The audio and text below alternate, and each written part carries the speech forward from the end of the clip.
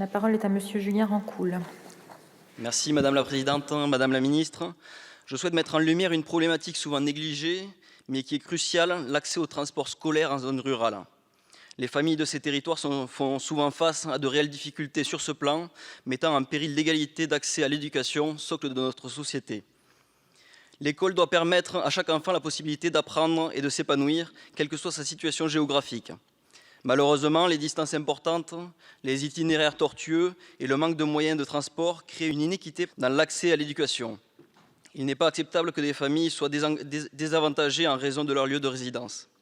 Dans des communes de ma circonscription, comme à Roquefort-de-Saulx, Le Bousquet ou Sainte-Colombe-sur-Guette, dans le Madre, des dessertes de bus ont été supprimées par la région Occitanie parce qu'elle exige au moins 3 élèves pour maintenir ce service. Dans le secteur des Corbières, certains bus sont complets, comme à Maisons, par exemple, et laissent sur le carreau certains enfants faute de place. Bien que la compétence des transports scolaires soit régionale, il revient à l'État de veiller à ce que nos enfants ne soient pas pénalisés en cas de défaillance des régions. Ainsi, je vous appelle, Madame la Ministre, à fournir des directives claires à tous les préfets de France afin de garantir qu'aucun enfant, qu'aucune famille ne soit laissée sur le bord du chemin. Il est important que les services de l'État astreignent les conseils régionaux à éviter tout oubli ou négligence préjudiciable aux familles de la France rurale. Le transport scolaire ne doit pas être un privilège réservé à certains, mais plutôt un service public, assurant à chaque enfant, où qu'il réside, la possibilité de poursuivre son éducation en toute sécurité et efficacité.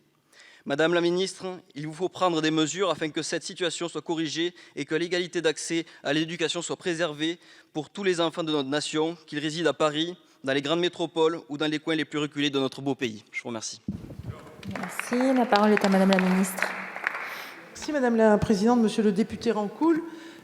Vous dire que ce sujet me tient à cœur, évidemment, mais comme vous le savez, on est sur une compétence régionale ou intercommunale qui est l'autorité organisatrice des mobilités.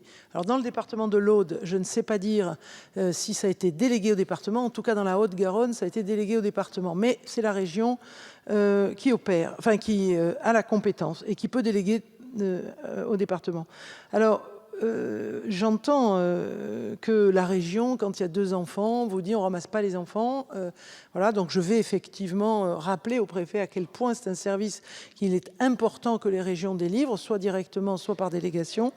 Mais je veux quand même rappeler que le problème auquel ils sont confrontés, c'est un problème qu'on a rencontré avec Clément Beaune, qui est la pénurie de chauffeurs. Je ne sais pas si vous vous souvenez de cette période, on a travaillé là-dessus et on a mis un plan de recrutement et de formation des chauffeurs de bus scolaires pour faire en sorte que les régions ne souffrent pas, mais ils sont de ce déficit de manque de conducteurs.